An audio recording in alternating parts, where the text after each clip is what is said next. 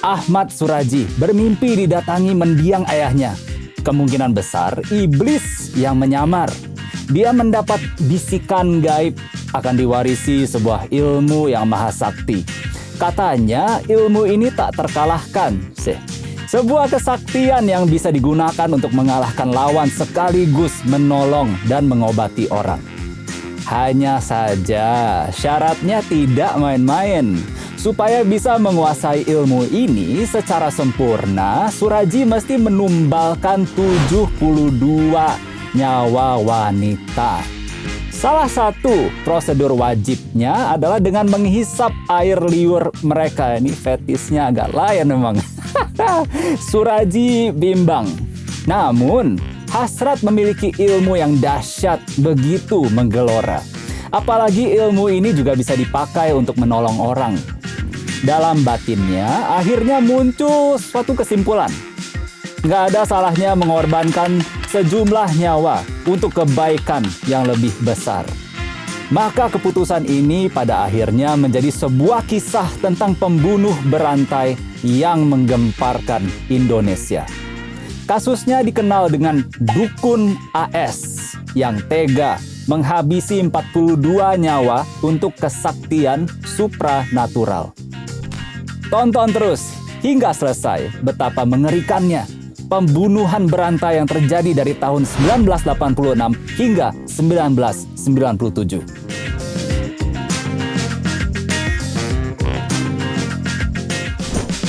Pada medio 1997, masyarakat Indonesia geger. Di sebuah ladang tebu di Dusun Aman Damai, Kecamatan Sunggal, Kabupaten Deli Serdang, Sumatera Utara, polisi menemukan 42 jasad yang sebagian besar sudah menjadi tengkorak. Semuanya wanita telanjang, berumur 13-27 tahun. Penyidikan pun akhirnya membawa polisi pada sebuah nama Ahmad Suraji yang dikenal sebagai seorang dukun. Ahmad Suraji hanyalah seorang pria tamatan SD yang lahir pada tanggal 10 Januari 1949. Penampilannya sih biasa-biasa aja, kurus dan jangkung. Sama sekali tidak ada pancaran karisma layaknya tokoh ataupun dukun terkenal. Ia merupakan anak pertama dari 2 bersaudara pasangan Jogan dan Sartik. Dia terlahir dengan nama Sagimin. Sang bapak meninggal saat dia baru berumur 7 bulan. Di lingkungan tempatnya bermukim, dia lebih dikenal dengan nama Nasib Kelewang. Pasalnya, saat kecil Suraji pernah tercebur sumur. Sejak itu, dia saya panggil Nasib karena berhasil selamat, ujar Sartik, ibunya. Sementara nama Kelewang didapat karena dia sering mencuri sapi dan kemana-mana membawa kelewang. Sejak umur 12 tahun, kata Sartik, Suraji keranjingan mempelajari ilmu perdukunan. Dia belajar dari buku-buku peninggalan mendiang bapaknya yang berprofesi sebagai dukun. Saat berumur 27 tahun, Nasib menikahi wanita asal Pekanbaru bernama Tumini. Usai menikah, Nasib berganti nama menjadi Ahmad Suraji. Harapannya, nama baru itu bisa membawa berkah dan kehidupan yang lebih baik. Dari pernikahan ini, mereka dikaruniai 4 orang anak laki. Hal ini kemudian memunculkan niat Suraji untuk berpoligami demi mendapatkan keturunan anak perempuan. Tidak tanggung-tanggung, ia langsung menikahi 2 orang perempuan yang keduanya adalah adik kandung Tumini. Sikat miring. Pada saat itu, Suraji semakin dalam mempelajari ilmu klinik. Ia mengaku bahwa dalam mimpinya, sang ayah kerap datang dan mengajarinya berbagai ilmu kesaktian. Terlepas apakah Suraji betul-betul sakti atau tidak, masyarakat setempat menganggap dirinya orang pintar alias dukun. Di rumahnya, Suraji melayani bermacam jenis jasa, mulai dari mengobati orang sakit hingga pasang susuk. Ia pun kemudian kerap dipanggil dengan nama Datuk. Pada suatu malam, kembali ayahnya datang melalui mimpi. Dalam pertemuan itu, sang ayah berpesan, jika ia ingin ilmunya semakin sakti dan bisa memberikan kebaikan bagi orang-orang di sekitar, ia harus mengorbankan 72 orang sebagai tumbal. Kalau berhasil, maka ia menjadi orang yang tidak terkalahkan. Salah satu korban yang lolos adalah Yanti. Ini bukan nama sebenarnya ya. Interaksi Yanti dan dukun AS bermula justru ketika ia bertemu dengan salah seorang temannya. Yanti sangat tertarik karena teman tersebut terlihat cantik dan segar. Sang teman bercerita, dia merasa lebih percaya diri setelah mendapat bantuan seorang dukun sakti bernama Ahmad Suraji atau Datuk. Yanti pun tergoda. Cewek mana yang gak mau jadi cantik kan? Hingga pada suatu siang dia mendatangi kediaman Suraji. Awalnya biasa saja layaknya berkonsultasi dengan kebanyakan dukun. Yanti dibacakan mantra dan disuruh minum air putih yang sudah diludahi. Untuk ritual selanjutnya, Yanti mesti bertemu Suraji lagi pada malam hari di perbatasan desa. Karena tak curiga apa-apa, Yanti mengiyakan ajakan Suraji. Dalam pertemuan itu, Yanti diajak ke sebuah ladang tebu di belakang rumah. Suasananya betul-betul sepi dan gelap. Kalau kamu mau ilmu yang sempurna, terlihat cantik, dan lancar rezeki, kamu mesti mengikuti ritual ini. Semua pasienku melakukannya. Jika tak percaya, tanya saja kepada mereka, jawab Suraji. Yanti pun pasrah. Terus Yanti diminta melepas pakaiannya. Semula ia ragu, tapi karena keinginan untuk terlihat cantik dan lancar rezekinya sangat besar, dia mematuhi perintah Suraji. Yanti melepas semua pakaiannya.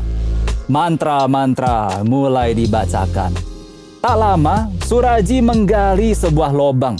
Alasannya sih agar lebih sempurna hasilnya, Yanti harus dikubur sebatas leher. Di sini ia mulai curiga.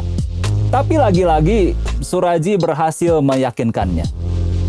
Hingga di suatu saat tiba-tiba Suraji membekap Yanti. Secara refleks Yanti melawan karena mengira akan diperkosa. Suraji berhasil didorongnya hingga terjungkal ke lubang galian. Begitu tubuhnya bebas, Yanti mengenakan pakaiannya sekedarnya dan melarikan diri. Malam itu Yanti pulang dengan tubuh perih karena gesekan batang-batang tebu dengan pakaian sekedarnya. Ia pun terbebas dari Suraji, namun tidak berani bercerita pada siapapun karena itu sama saja membongkar aibnya sendiri. 27 April 1997 di sore hari, Dusun Aman Damai dilanda kehebohan. Seorang pemuda menemukan sesosok mayat wanita tanpa busana di ladang tebu. Warga pun berbondong-bondong untuk membongkarnya. Suasana semakin gempar ketika muncul kabar seorang warga yang bernama Sri Kemala Dewi, umur 21, yang sudah menghilang selama 3 hari. Dan benar saja, jasad tersebut memang Dewi, warga desa itu. Aparat kepolisian dari Mapolsek Sunggal bertindak cepat. Setelah diselidiki, sebelum menghilang, Dewi dikabarkan sempat bertengkar dengan suaminya, Tumin. Bahkan mereka telah pisah ranjang. Orang tua Dewi pun meyakini Tuminlah pelaku pembunuhan tersebut. Untuk keperluan penyelidikan, maka suami Dewi ditahan. Betulkah Tumin pembunuh Dewi istrinya? Apakah polisi sudah puas dengan hasil itu? Apakah ada bukti lain yang membebaskan Tumin? Sebelum kita lanjut, silahkan like, subscribe, dan bagikan. Temukan konten lain yang menarik di kanal The Watching Post. Pihak kepolisian tidak mau terburu nafsu menetapkan Tumin sebagai tersangka. Apalagi berdasarkan penyelidikan lanjutan, beberapa tahun sebelumnya juga pernah ditemukan mayat wanita di ladang tebu. Kasus tersebut terpaksa dihentikan karena kekurangan bukti. Hingga pada suatu kesempatan, seorang warga kampung yang bernama Andreas, pada hari menghilangnya Dewi, mengaku mengantarkannya ke rumah Suraji untuk berkonsultasi. Polisi menindaklanjuti laporan tersebut. Mereka mendatangi rumah Suraji. Pria yang akrab dipanggil Datuk itu pun mengakui Dewi memang pernah datang ke rumahnya. Namun selepas maghrib, Dewi pulang ke rumahnya sendiri, katanya. Penyelidikan terpaksa dihentikan karena tak cukup bukti. Polisi tak menyerah. Tumben. Mereka mendalami sejumlah laporan orang hilang dalam beberapa tahun terakhir. Ternyata, dari sekian banyak orang yang dilaporkan hilang terdapat satu benang merah. Kebanyakan dari mereka merupakan pasien Suraji. Atas dasar informasi tambahan itu, polisi lalu menggeledah rumah sang dukun. Di sana ditemukan sejumlah pakaian dan perhiasan wanita, salah satunya milik Dewi. Suraji beserta ketiga istrinya pun ditangkap. Lewat proses interogasi yang panjang, akhirnya muncul pengakuan dari mulut Suraji. Dia mengaku membunuh Dewi. Polisi tidak berhenti di situ. Suraji didesak terus. Jika semula hanya mengaku membunuh Dewi, Suraji mengaku telah membunuh 16 wanita. Hingga kemudian mengaku lagi menjadi 42 wanita. Para penyelidik terperangah. Mereka bertanya, untuk apa membunuh wanita sebanyak itu? Di hadapan penyelidik, Suraji bercerita bahwa perbuatan itu dilakoninya demi mendapatkan ilmu sakti. Bisikan-bisikan gaib yang diterimanya lewat mimpi memerintahkannya untuk membunuh 72 wanita plus menghirup air liurnya. Pembunuhan berantai ini dilakukan dari 1986 hingga 1997. Apakah hanya itu latar belakangnya? Masih menjadi misteri. Yang jelas, selain membunuh, Suraji juga mengambil barang-barang berharga milik korban. Dalam melakukan aksinya, Suraji dibantu oleh istri tertuanya. Maka dua istri lainnya dibebaskan. Suraji disidangkan di Pengadilan Negeri Lubuk Pakam, Sumut pada 22 Desember 1997. Masyarakat berbondong-bondong menonton jalannya sidang. Saking banyaknya pengunjung, pihak Pemda Deli Serdang sampai menyiapkan tenda besar serta 4 televisi monitor bagi pengunjung yang tak kebagian tempat duduk di dalam sidang. Dalam persidangan tersebut, Suraji menolak laporan BAP polisi. Dia membantah telah membunuh 42 wanita. Pengakuan bahwa dirinya telah membunuh 42 wanita berdasarkan bisikan gaib muncul karena paksaan selama proses interogasi. Hal sama juga diucapkan Tumini. Dia membantah tuduhan telah bersekutu dengan suaminya untuk melakukan pembunuhan berseri. Semua tuduhan-tuduhan yang dilontarkan di pengadilan dianggapnya sebagai kebohongan besar. Persidangan pun berlangsung alot dan dilakukan maraton. Hingga pada persidangan 24 April 1998, Majelis Hakim yang diketuai Hakim Hauguaro Harefa SH menjatuhkan putusannya. Kami Majelis Hakim memutuskan saudara terdakwa dijatuhi hukuman mati. Putusan ini langsung disambut gemuruh tepuk tangan pengunjung yang memadati ruang sidang. Sedangkan Tumini, istri Suraji, divonis hukuman penjara seumur hidup. Ahmad Suraji, alias Dukun AS, mengajukan upaya banding, tapi ditolak Pengadilan Tinggi Sumut pada 27 Juni 1998. Demikian juga kasasi ke Mahkamah Agung ditolak pada 27 September 2000. MA kembali menolak PK Suraji pada 28 Mei 2003. Selama menunggu pelaksanaan eksekusi hukuman mati, Suraji terlihat tenang dan sabar. Sehari-hari dia memelihara ikan di kolam yang disediakan pihak LP Kelas 1 Tanjung Gusta.